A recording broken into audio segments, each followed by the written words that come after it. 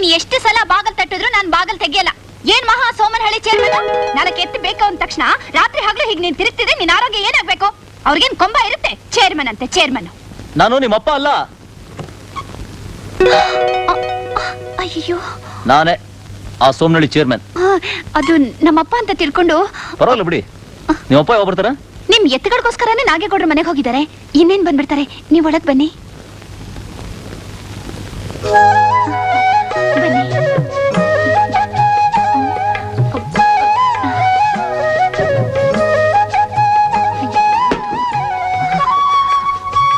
ಕೂತ್ಕೊಳ್ಳಿ.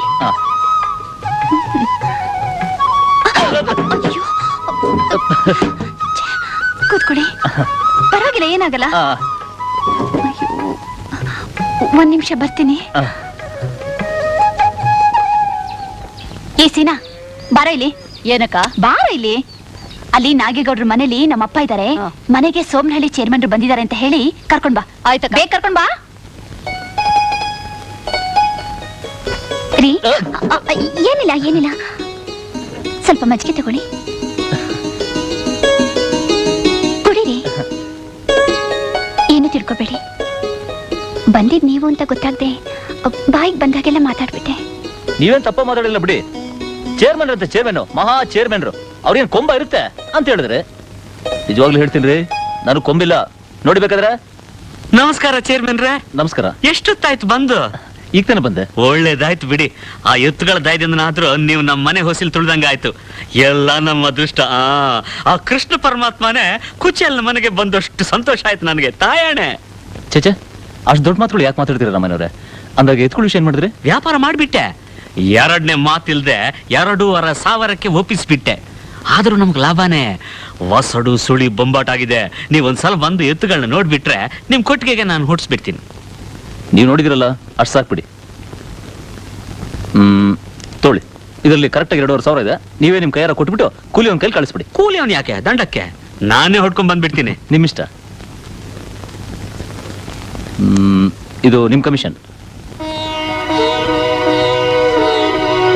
ಜೇಬಿನಲ್ಲಿ ಇಟ್ಕೊಳ್ಳಿ ವಿಜಯಪ್ಪ. ನಾನ್ ನಿಮ್ಮ ಹತ್ರ ದುಡ್ಡು ಇಸ್ಕೊಳ್ಳೋದ? ಹಾಗಲ್ಲ, ಅದು ಮೊದಲು ದುಡ್ಡನ್ನ ಜೇಬಿನಲ್ಲಿ ಇಟ್ಕೊಳ್ಳಿ. ನಿಮ್ಮ ಹತ್ರ ದುಡ್ಡು ಸಿಗತ್ತೆ ಅಂತ ನಾನು ಕೆಲಸ ಮಾಡ್ಲಿಲ್ಲ. ಅವತ್ತು ನೀವು ನನ್ನ ಪ್ರಾಣ ಕಾಪಾಡಿದ್ರಿ. ಅದಕ್ಕೆ ನಾನು ನಿಮ್ಗೆ ಏನು ಮಾಡಿದ್ರು ಕಮ್ಮಿನೇ. ಇಟ್ಕೊಳ್ಳಿ, ಜೇಬಿನಲ್ಲಿ ಇಟ್ಕೊಳ್ಳಿ. ಸರಿ, ನಿಮ್ಮಿಷ್ಟ. ನಾನು ಬರ್ತೀನಿ. ಸ್ವಲ್ಪ ಇರಿ, ಸ್ವಲ್ಪ ಇರಿ. ಮೊದಲ್ ಸರ್ ನಮ್ಮ ಮನೆಗೆ ಬಂದಿದ್ದೀರಲ್ಲ, ಊಟ ಮಾಡ್ಕೊಂಡು ಹೋಗಿ. ಅಲ್ಲ, ಅದು ನನಗೆ ಏನ್ ಮಾತಾಡ್ಬೇಡಿ. ಅಮ್ಮ ಲಕ್ಷ್ಮಿ, ನೀನು ಖುಷಿಯಾಗಿರುವಾಗ ಮಾಡ್ತೀಯಲ್ಲ ಪಲ್ಯ ಗೊಜ್ಜು, ಅದು ಮಾಡಮ್ಮ. ತಿಂದ ಕೂಡ್ಲೆ ಜುಮ್ ಅಂತ ಆಗ್ಬಿಡ್ಬೇಕು. ಅಯ್ಯೋ, ನಾನು ನಮ್ ವಿಜಯಪ್ಪನವ್ರಿಗೆ ಬೇಗ ಕರಿ ಮೀನ್ ತರಿಸ್ಬಿಡ್ತೀನಿ. ಅಪ್ಪ. ಏನಮ್ಮ? ಇಲ್ಲಿ ಬಾಪ. ಅದೆಲ್ಲ ಆಮೇಲೆ ಮಾತಾಡ್ಕೊಳ್ಳೋಣಮ್ಮ. ಮೊದಲು ಅಡ್ಗೆಗೆ ಸುರು ಹಚ್ಕೋ. ಅಯ್ಯೋ, ಅದೆಲ್ಲ ಬಾಪ. ಏನಮ್ಮ ಅದು? ನನ್ನ ಪಕ್ಕದಲ್ಲಿ ಇಲ್ದೇ ಇದ್ರೆ ನಮ್ಮ ಮಗಳು ಬೋಲೇನೆ ಹಚ್ಚೋದಿಲ್ಲ. ಹೇಗೆ ಬರ್ತೀನಿ? ಏನಮ್ಮ? ಏನಪ್ಪ ನೀನು? ನಿನ್ನೆನೆ ಮನೇಲಿ ಅಕ್ಕಿ ಇಲ್ಲ ಅಂತ ಎದುರು ಮನೆ ಗೌರಕ್ಕನ ಹತ್ರ ಅಕ್ಕಿ ಇಸ್ಕೊಂಬಂದು ಗಂಜಿ ಮಾಡ್ಕೊಂಡು ಕುಡ್ದಿದ್ದೀವಿ. ಈಗ ಅಡುಗೆ ಮಾಡು ಅಂದ್ರೆ ನಾ ಹೇಗಪ್ಪ ಮಾಡ್ಲಿ? ವಿಜಯಪ್ಪ ಬಂದ ಸಂತೋಷಕ್ಕೆ ಎಲ್ಲ ಮರ್ತೇ ಹೋಗಿತ್ತು. ಗಂಜಿ ಕುಡೀರಿ ಅಂತ ಹೇಗಮ್ಮ ಹೇಳೋದು? ರಾಮನವ್ರೆ, ಸ್ವಲ್ಪ ಬರ್ತೀರಾ? ಬಂದೆ. ಏನ್ ವಿಜಯಪ್ಪನವ್ರೆ? ದಯವಿಟ್ಟು ತಪ್ಪು ತಿಳ್ಕೊಬೇಡಿ, ನಾನು ಸ್ವಲ್ಪ ಅರ್ಜೆಂಟಾಗಿ ಮನೆಗೆ ಹೋಗ್ಬೇಕು. ಮನೆಗೆ ಹೋಗ್ತೀರಾ? ಚೆನ್ನಾಗಿ ಹೇಳಿದ್ರಿ ಬಿಡಿ. ಕರಿ ಮೀನ್ ತರೋಕೆ ಹುಡುಗನ ಕಳ್ಸಾಯ್ತು, ಬೇಳೆ ಬೇಯಕ್ಕೆ ಒಲೆ ಮೇಲೆ ಇಟ್ಟಾಯ್ತು. ನೀವೊಂದು 5 ನಿಮಿಷ ಇರಿ, ನಾನು ನೋಡಿ ಹೋಗಿ ಕೋಳಿ ರೆಕ್ಕೆ ಪುಕ್ಕೆ ಕಿತ್ಕೊಂಡು ತಂದು ಬಿಡ್ತೀನಿ. ನೋಡಿ, ನಾನು ಮೊದಲೇ ಪಥ್ಯದಲ್ಲಿದ್ದೀನಿ. ಅದಲ್ಲದೆ ನಾನು ಮಧ್ಯಾಹ್ನದ ಊಟನೇ ಮಾಡಲ್ಲ, ಬರೀ ಗಂಜಿನೇ ಕುಡಿಯೋದು. ಹೌದಾ? ಒಳ್ಳೆ ಕಡ್ನಲ್ಲಿ ಸಿಕ್ಕಾಕಿಸ್ಬಿಟ್ರಲ್ಲ ನೀವು. ಸರಿ ಬಿಡಿ, ನಿಮ್ಮನ್ನ ಬಲವಂತ ಮಾಡೋಕೆ ನನಗೂ ಇಷ್ಟ ಇಲ್ಲ. ಅಮ್ಮ ಲಕ್ಷ್ಮಿ, ಗಂಜಿನೇ ಕೊಡಮ್ಮ. ಸಾಕು.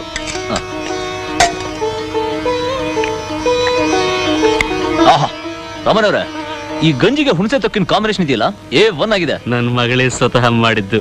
ಹೌದು, ಅವಳ ಕೈಯಿಂದ ಏನು ಮಾಡಿದ್ರು ಬಹಳ ರುಚಿಯಾಗಿರುತ್ತೆ. ಒಬ್ಳೆ ಮಗಳ? ಹೌದು, ನನ್ನ ಪಾಲ್ಗೆ ಕಷ್ಟಕ್ಕೆ ಸುಖಕ್ಕೆ ಇವಳೊಬ್ಳೆ. ಒಳ್ಳೆ ವರನ ನೋಡಿ ಅವನ ಕೈಗೆ ಇವಳನ್ನ ಒಪ್ಪಿಸ್ಬಿಟ್ರೆ ಸಾಕು, ನನ್ನ ಜವಾಬ್ದಾರಿ ಕಳಿಯತ್ತೆ. ನೀವೇನು ಯೋಚನೆ ಮಾಡಬೇಡಿ, ನಿಮ್ಮಂತ ಒಳ್ಳೆಯವ್ರಿಗೆ ಆ ದೇವ್ರು ಖಂಡಿತವಾಗ್ಲೂ ಒಳ್ಳೇದು ಮಾಡೇ ಮಾಡ್ತಾನೆ. ವಿಜಯಪ್ಪ, ಮೊನ್ನೇನಾಯ್ತು ಗೊತ್ತಾ? ಬೆಂಗಳೂರಿನಲ್ಲಿ ನಮ್ಮ ಸಂಬಂಧದ ಹುಡುಗ ಒಬ್ಬ ಕೆಲಸ ಮಾಡ್ತಿದ್ದಾನೆ. ಅವನ ಜೊತೆ ಎಲ್ಲ ಮಾತಾಡಿ ಮದುವೆಗೆ ಒಪ್ಪಿಸ್ಬಿಟ್ಟಿದ್ದೆ. ಮುಹೂರ್ತಕ್ಕೆ ಸರಿಯಾಗಿ ಮಾಡ್ಕೊಳ್ಳ ಅಂತ ಆಟ ಮಾಡ್ಬಿಟ್ಲು. ಎಷ್ಟು ಹೇಳಿದ್ರು ಕೇಳಲೇ ಇಲ್ಲ. ನೀವೇ ಹೇಳಿ, ನನ್ನ ಪಾಡಿಗೆ ನಾನು ಮದ್ವೆ ಮಾಡ್ಕೊಂಡು ಹೊರಟೋದ್ರೆ ಇಲ್ಲಿ ನಮ್ಮಪ್ಪನ ಯಾರು ನೋಡ್ಕೋತಾರೆ? ನಮ್ಮಪ್ಪ ಇನ್ನೂ ಚಿಕ್ಕ ಮಗು ಇದ್ದಾಗೆ ನಾನು ಎದುರಿಗಿದ್ದು ಜ್ಞಾಪಿಸಿದ್ರೇನೆ ಒಂದ್ ತೊಟ್ಟು ನೀರಾದ್ರೂ ಕುಡಿತಾರೆ. ಇಲ್ಲದೆ ಹೋದ್ರೆ ಅದು ಇಲ್ಲ. ಇಂಥ ಪರಿಸ್ಥಿತಿಲಿ ನಾನು ಮದ್ವೆ ಮಾಡ್ಕೊಂಡು ಹೊರಟೋದ್ರೆ ಅವ್ರನ್ನ ಯಾರು ನೋಡ್ಕೋತಾರೆ? ನೀವೇ ಹೇಳಿ.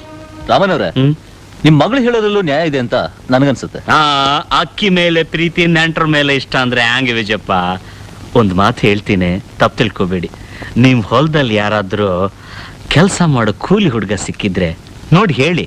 ನಂಗೆ ಇನ್ನೇನು ಆಸೆ ಇಲ್ಲ. ನನ್ನ ಮಗಳಿಗೆ 2 ಹೊತ್ತು ಊಟ ಹಾಕಿ ಕಣ್ಣಲ್ಲಿ ಒಂದ್ ತೊಟ್ಟು ನೀರ್ ಬರ್ದ ಹಾಗೆ ನೋಡ್ಕೊಂಡ್ರೆ ಸಾಕಷ್ಟೇ. ಆಯ್ತು, ನೋಡಿ ಹೇಳ್ತೀನಿ. ಮೊದಲನೇ ಲಗ್ನ ಪತ್ರಿಕೆ ನಿಮಗೆ ಕೊಡೋಣ ಅಂತ ತಂದಿದ್ದೀನಿ, ತಗೊಳ್ಳಿ. ಈಗ ನಂಗೆ ತುಂಬಾ ಸಂತೋಷ ಆಯ್ತು ವಿಜಯಪ್ಪ. ಮಹಾರಾಜ ರಾಜಶ್ರೀ ಸೋಮನಹಳ್ಳಿ ಸೂರಪ್ಪನವರ ಏಕಮಾತ್ರ ಪುತ್ರ ಚಿರಂಜೀವಿ ವಿಜಯಕುಮಾರ ಮತ್ತು ಚಿರಂಜೀವಿ ಸೌಭಾಗ್ಯವತಿ ಚಂದ್ರಿಕಾ ರಾಣಿ ಶ್ರೀ ವಿಷಕಂಠಯ್ಯ ಏಕಮಾತ್ರ ಪುತ್ರಿ ಇವರ ವಿವಾಹ ದಿನಾಂಕ 15/10/92 ನಡೆಸಲು ಗುರು ಹಿರಿಯರು ನಿಶ್ಚಯಿಸಿರುವುದರಿಂದ ತಾವುಗಳು ಬಂದು ವಧೂವರರನ್ನು ಆಶೀರ್ವದಿಸಬೇಕೆಂದು ಕೋರಿದ್ದೇನೆ. ತಮ್ಮ ಸುಖಾಗಮನ ಬಯಸುವ ದೇವಸಮುದ್ರ ರಾಮಯ್ಯ. ನನಗೂ ನನ್ನ ಮನೆಗೂ ಹಿರಿಯರಂದ್ರೆ ನೀವೇ, ಅದಕ್ಕೆ ನಿಮ್ಮ ಹೆಸರು ಹಾಕ್ಸಿದ್ದೀನಿ. ಹಂಗಲ್ಲಪ್ಪ, ನಿಮ್ಮಂತ ಶ್ರೀಮಂತರ ಮದುವೆ ಪತ್ರಿಕೆಯಲ್ಲಿ ನನ್ನಂತ ಬಡವನ ಹೆಸರು ನೋಡಿದ್ರೆ ನಿಮ್ಮ ನೆಂಟರು ಸ್ನೇಹಿತರು ಮದುವೆಗೆ ಬರ್ತಾರ? ಯಾರೋ ಬರ್ತಾರೆ ಅಥವಾ ಯಾರೋ ಬರ್ಬೇಕು ಅಂತ ಆಗ್ಲಿ ನಾನು ಈ ಮದುವೆ ಮಾಡ್ಕೋತಿಲ್ಲ ಮಾವಯ್ಯ. ನಿಮಗೋಸ್ಕರ, ಕೇವಲ ನಿಮ್ಮ ಮಾತುಗೋಸ್ಕರ ನಾನು ಈ ಮದುವೆ ಆಗ್ತಾ ಇದ್ದೀನಿ. ನನಗೆ ಬೇಕಾಗಿರೋದು ನೀವು. ವಿಜಯಪ್ಪ, ನಿಮ್ಮಂತ ಬಂಗಾರದ ಗುಣ ಇರೋ ವ್ಯಕ್ತಿನ 1000 ಜನ್ಮ ಎತ್ತಿದ್ರು ನೋಡೋಕ್ಕಾಗಲ್ಲ. ನಿಮ್ಮ ಮುಂದೆ ಕೂತ್ಕೊಳ್ಳೋಕು ಯೋಗ್ಯತೆ ಇಲ್ಲದ ಸಾಧಾರಣ ಬಡವ ನಾನು. ನಿಮ್ಮ ಮದುವೆಗೆ ನನ್ನ ಹಿರಿಯನನ್ನಾಗಿ ಮಾಡಿದ್ದಕ್ಕೆ ನಿಮ್ಗೆ ಯಾವ ರೀತಿ ಕೃತಜ್ಞತೆ ಹೇಳಿ ವಿಜಯಪ್ಪ? ನಾನು ಯಾವ ರೀತಿ ಕೃತಜ್ಞತೆ ಹೇಳಿ? ಸಮಾಧಾನ ಮಾಡ್ಕೊಳ್ಳಿ ಮಾವಯ್ಯ, ಸಮಾಧಾನ ಮಾಡ್ಕೊಳ್ಳಿ.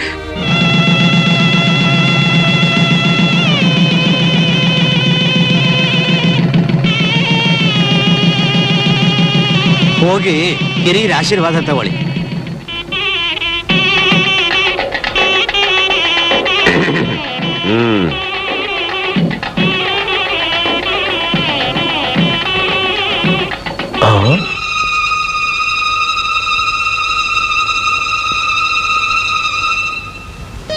ಮಕ್ಕಳ ತಾಯಿಯಾಗಿ ಸುಖವಾಗಿ ಸುಮಂಗಳಿಯಾಗಿ 100 ವರ್ಷ ಬಾಳಮ್ಮ.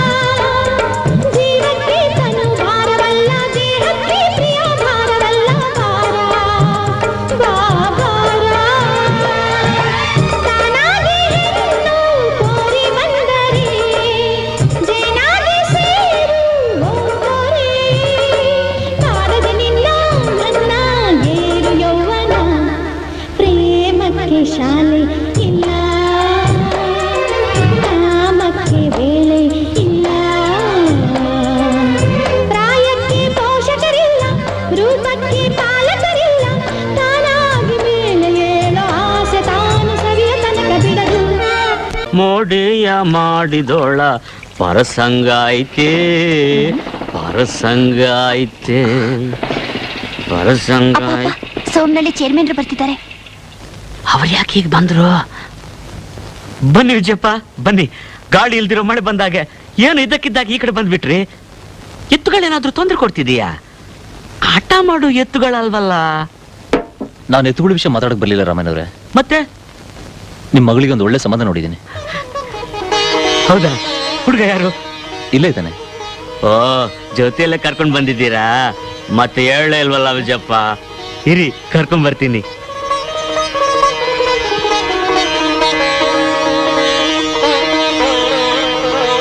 ರೀಲ್ ಬಿಡ್ತಿದ್ದೀರಲ್ಲ ಚೇರ್ಮನ್ರೆ, ಹೊರಗಡೆ ಯಾರು ಇಲ್ಲ. ಮದುಮಗನ ಕಣ್ಮುಂದಿನ ಇಟ್ಕೊಂಡು ಹೊರಗಡೆ ಹುಡುಕಿದ್ರೆ ಹ್ಯಾಕ್ ಕಾಣ್ತಾನೆ? ಏನ್ ಹೇಳ್ತಿದ್ದೀರಿ ವಿಜಯಪ್ಪ? ಇರೋ ವಿಷಯನ ಹೇಳ್ತಾ ಇದ್ದೀನಿ ರಾಮಯ್ಯನವ್ರೆ. ನಿಮ್ಗೆ ಅಭ್ಯಂತರ ಇಲ್ಲದೆ ಇದ್ರೆ ನಿಮ್ಮ ಮಗಳನ್ನ ನಾನು ಮದುವೆ ಮಾಡ್ಕೋತೀನಿ.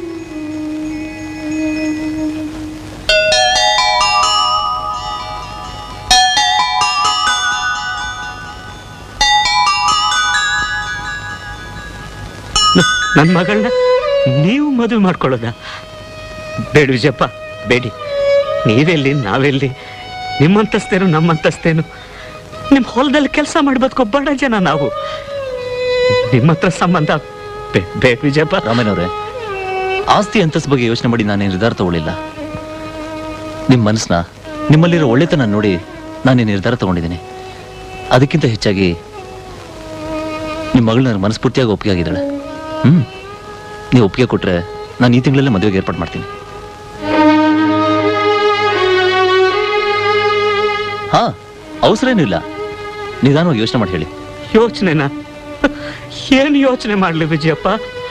ನನ್ನ ಆಲೋಚನೆಗೆ ಎಟುಕದೇ ಇರೋ ಅಂತ ವರ ಕೊಟ್ಟು ಬಿಟ್ರಿ. ಅವತ್ತು ನನ್ನ ಪ್ರಾಣ ಕಾಪಾಡ್ತ್ರಿ. ಇವತ್ತು ನನ್ನ ಮಗಳ ಕುತ್ತಿಗೆಯಲ್ಲಿ ಒಂದು ತಾಳಿ ಕಟ್ಟಿ ಅವಳಿಗೊಂದು ಬಾಳು ಕೊಡ್ತೀನಿ ಅಂತ ಹೇಳ್ತಾ ಇದ್ದೀರಿ.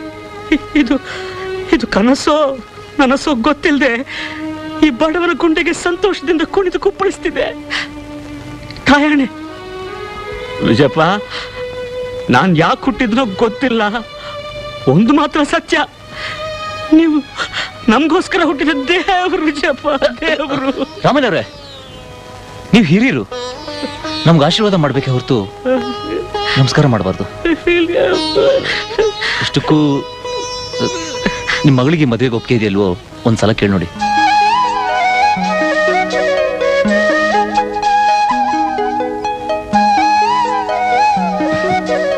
ನಾನು ಈಗಲೇ ಹೋಗಿ ಮದುವೆಗೆ ಏರ್ಪಾಡು ಮಾಡ್ತೀನಿ.